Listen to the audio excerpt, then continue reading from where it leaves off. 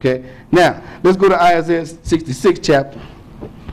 Isaiah 66. And we're going to pick it up at verse 15. Isaiah 66 and verse 15. Because now the Lord is going to return, and he going to return, and he going to deal with people according to their actions. And your actions are going to determine what the Lord is going to do with you by the way you walk. Okay, Isaiah 66, and we're going to pick it up at verse 15. Go ahead. For behold, the Lord will come with fire, and with his chariots like a whirlwind, to render his anger with fury, and his rebuke with flames of fire. So now, a lot of people know this. Even New Testament Christians know this, because they got a song saying he won't come with water this time. He's going to be fire next time.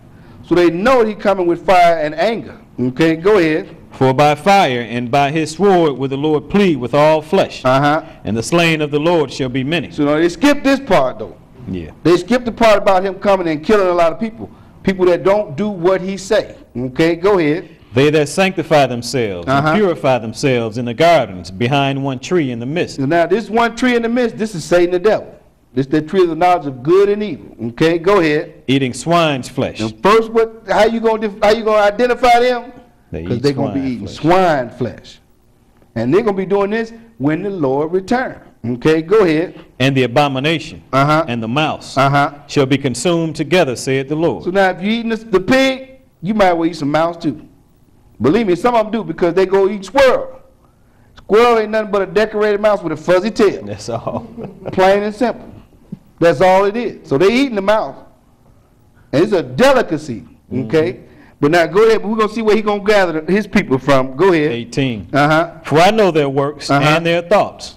It shall come that I will gather all nations and tongues. Wait a minute. He's going to gather who? All nations and tongues. So no matter what you speak, long as whatever you speak, you understand what thus said the Lord. But he said he's going to gather all nations and tongues. Okay, go ahead. And they shall come and see my glory. And they're going to come see his glory. Because the Lord coming to this earth. And he's going to gather people, whether for destruction or whether to get you in the kingdom, you going to get gathered. And I don't care what language you speak. Plain and simple. Okay? Now, let's go to Zephaniah, the 3rd chapter. Zephaniah 3. Zephaniah 3, we're going to pick it up at verse 8. Zephaniah 3 and verse 8. I should say Zephaniah between Haggai and Habakkuk. And them two books hard to find sometimes, especially for the new people, but just so you know where they at. With Zephaniah 3, and we're going to pick it up at verse 8. Zephaniah 3 and verse 8. Because now we're talking about when the Lord comes. We're in that realm now where we're getting to the end time. Okay? Zephaniah 3 and verse 8. Go ahead. Therefore wait ye upon me, saith the Lord, until the day that I rise up to the prey. For my determination is to gather the nations, that I may assemble the kingdoms, to pour upon them mine indignation, even all my fierce anger. Now we read in Isaiah, because we lined up with Isaiah, because he said he's going to return with fire and rebuke, and he's going to be killing a lot of people. Okay, go ahead. For all the earth shall be devoured with the fire of my jealousy. For then will I turn to the people a pure language, that they may all call upon the name of the Lord to serve him with one consent. So he said this time, he's going to give you a pure language so you can call on his name. And because in the book tell you, he said, you ain't going to call me Ishi no more, you're going to call me husband. Bottom line is, the Lord going to give you a name to call him on, and it's going to be from a pure language. Whether I quote that right or not, I don't know if it's Ishi to husband or husband to Ishi. Its bottom line is, you know what I'm talking about. But he's going to give you a pure language. So if anybody say they speaking pure language right now, you lying. Because your language has been mixed with so many different languages that you don't know. I don't care if you go to some tribe in the middle of Africa. Their language is going to be mixed up with another tribe down the block. Or down the woods, so to speak. They're going to be mixed up, but they're going to know how to communicate with one another. Plain and simple. Okay? Now, do we finish verse? Go ahead. That was the end of 10. In that day shalt thou not be ashamed for all thy doings, wherein thou hast transgressed against me. Go ahead. For then I will take away out of the midst of thee them that rejoice in thy pride, and thou shalt no more be haughty because of my holy mountain. So he's saying you don't be puffed up no more, saying you think you are holy in this, that, and the other, and you can speak 20 languages. Just learn to understand the Lord in one. Because then it don't matter, because when he returns, he going to give you a pure language, undefiled.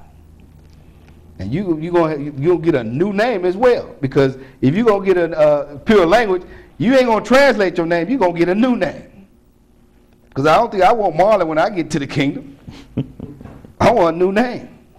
I want a new name that the Lord give me based on what he think about me. Plain and simple. Okay? Now, let's go to Revelation, the 14th chapter. Because I tell you, I like to hit them in the old and the new so they can't run. Because believe me, they try to run and try to, get around saying, well, yeah, I still don't feel like, I want to say that name. Don't say it. But if you don't like us saying it, go somewhere else where they saying what you like to hear. And make sure they teach you how to get salvation. Now, I don't have a problem with that. I don't have a problem with it. But like I said, I was born in Chicago. The only time I went out of Chicago was when I went to college or to visit some people. But whenever I visited, they spoke English. Even when I went to the Bahamas, they spoke English over there. And believe me, there's churches over there with crosses on them, and they deceiving people thinking that Sunday is the first day of the week. So no matter where you go, it depends on what you're being taught is what's important. And how you find out about getting salvation. Okay? Now, Revelation 14 and verse 7. Go ahead. Verse 7 or 6? Verse 6, I'm sorry. Go ahead. And I saw another angel fly in the midst of heaven, having the everlasting gospel to preach unto them that dwell on the earth. So now, he got the everlasting gospel to preach to everybody on the earth. Okay, go ahead. And to every nation and kindred and tongue and people. So now, how he gonna preach this gospel? To every nation, kindred, and tongue and people. You're going to hear the word of God before you go into the lake of fire. I guarantee it. Then, because you get the chance to make a choice of whether you want to be in the kingdom by doing what thus said the Lord, or be in the lake of fire by doing what man say do. You're going to have that opportunity. We read it in the Old Testament, and we read it in the New Testament. Okay? You finish verse 7? No. Go ahead. Saying with a loud voice, fear God and give glory to him, for the hour of his judgment is come, and worship him that made heaven and earth and the sea. Who made heaven, earth, and the sea? Jesus. We read that it was the Word, and the Word was God, and the Word was with God, and we proved that it was Jesus. In the Old Testament. In the New Testament, we have shown you that rock that followed the people, and that rock was Christ. And he created everything that was created and made, plain and simple. Okay? Finish that.